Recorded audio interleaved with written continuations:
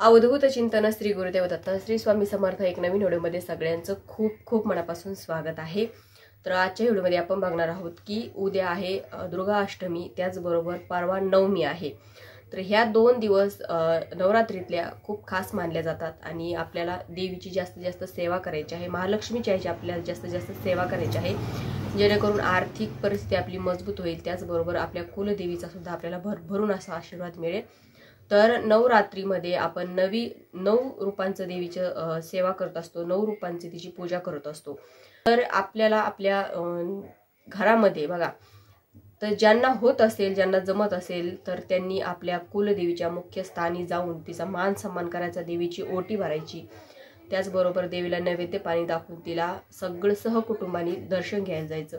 तर हे पण करू शकता। जर नाही जमलं तर तुम्ही घरच्या घरीही पण देवीची ओटी भरू शकता, कारण आता नवरात्र सुरू आहे, चैत्र नवरात्री सुरू आहे। तर ह्या नवरात्रीमध्ये आपण आपल्या देवीची ओटी भरायची आहे।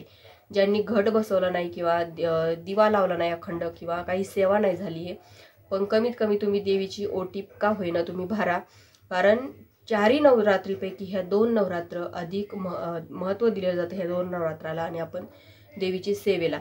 तर ह्या सेवा तुम्हाला करायच्या आहेत, पण सेवा करणं नाही झाल्या तर कमीत कमी देवीचा मान सन्मान तरी करा, कारण देवी ही आपली कुलदेवी असते, आपला कुळ सांभाळत असते, कुळाचा उद्धार करत असते, आपल्या कुळाचं संरक्षण पण करत असते। कोणतेही दुःख संकट आपल्या घरावर येऊ देत नाही, आपल्या मुलांबाळावर येऊ देत नाही। त्यासाठी आपल्याला देवीचा मान सन्मान अशा प्रकारे करायचा आहे। तर देवीची ओटी कशी भरायची, तर बघा, आपण 11 अलंकाराने आपल्याला देवीची ओटी भरायची असते। देवीचा मान सन्मान करायचा आहे।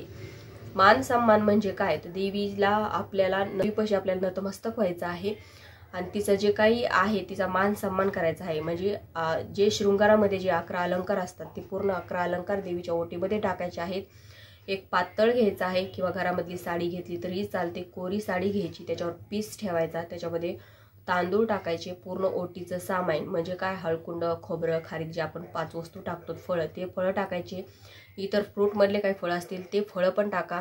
त्याच्यानंतर हिरव्या बांगड्या, कानातले, त्याचबरोबर मणी, मंगळसूत्र आणि 11 अलंकारामध्ये म्हणजे शृंगारामधले जे 11 अलंकार असतात, म्हणजे बघा, टिकली, त्याच्यानंतर बांगड्या, हार, गजरा, हळदी कुंकू, त्याच्यानंतर नीलपेंट, मेहंदी, हे जे 11 अलंकार असतात ते पूर्ण 11 अलंकार, जोडवे, पूर्ण 11 अलंकार आपल्या देवीच्या ओटीमध्ये टाकायचे आहे आणि अशी देवीची आपल्याला ओटी भरायची आहे।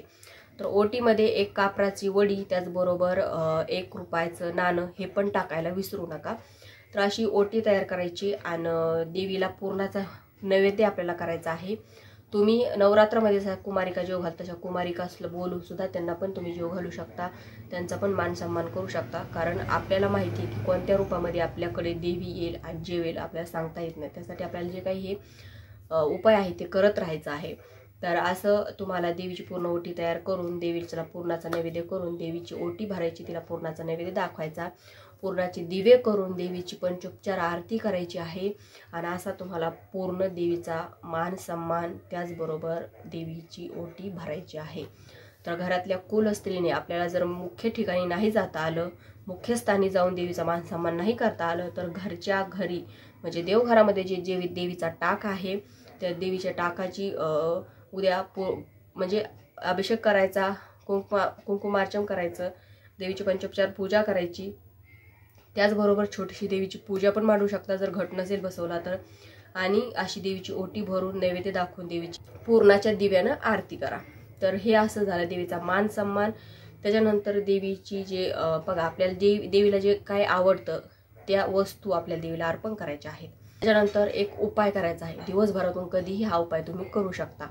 तर हा लवंगाचा उपाय आहे। आपल्याला माहिती की लवंगा हा घरातली नकारात्मकता, निगेटिव्हिटी घालवतात, त्याचबरोबर आर्थिक संकट जर असेल तर ते सुद्धा दूर करतात, घरात लक्ष्मी स्थिर राहण्यास मदत होत असते। तर महालक्ष्मी म्हणजे आपल्या कुलदेवी बरोबर आपल्याला महालक्ष्मी सुद्धा सेवा करायची आहे।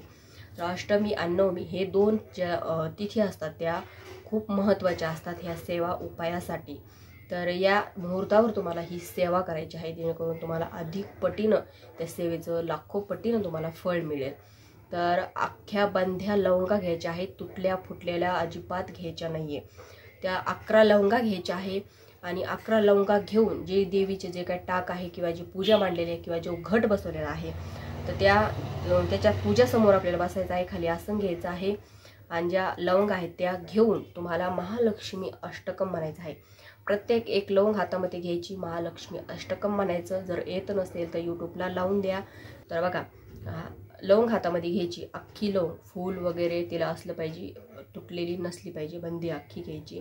एक लवंग हातात घेऊन महालक्ष्मी अष्टकम म्हणायचं. महालक्ष्मी अष्टकम म्हणणं झालं की ती जी लवंग आहे ती देवी पुढं देवीच्या चरणी ती अर्पण करायची आहे.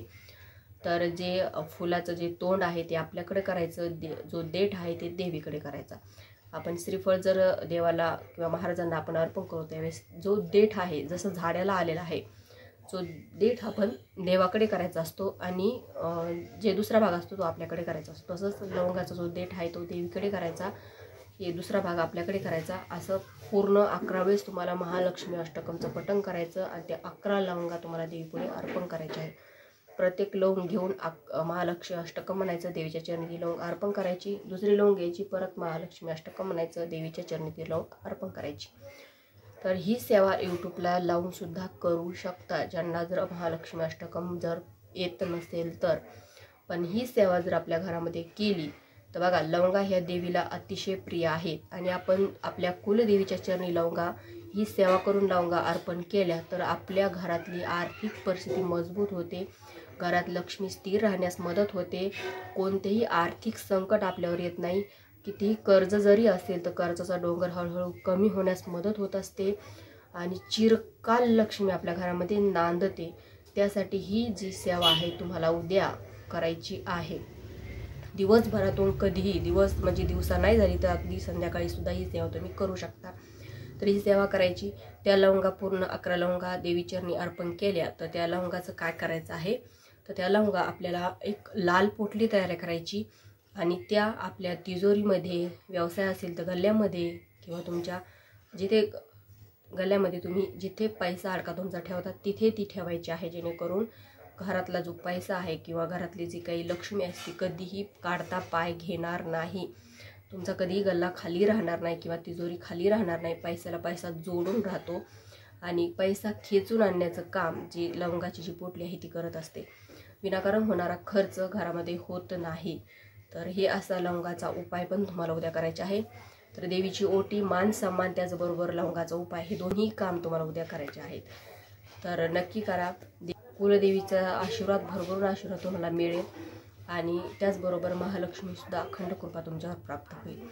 तर नक्की करा. तर आजच्या व्हिडिओमध्ये इतकंच. व्हिडिओ आवडल्यास व्हिडिओ लाईक करा, शेअर करा, चॅनलला सबस्क्राईब करायला विसरू नका. झाली सेवा श्री स्वामी समर्थ महाराजांच्या चरणी, परमपूज्य गुरु माऊलींच्या चरणी रोज करते. श्री स्वामी समर्थ.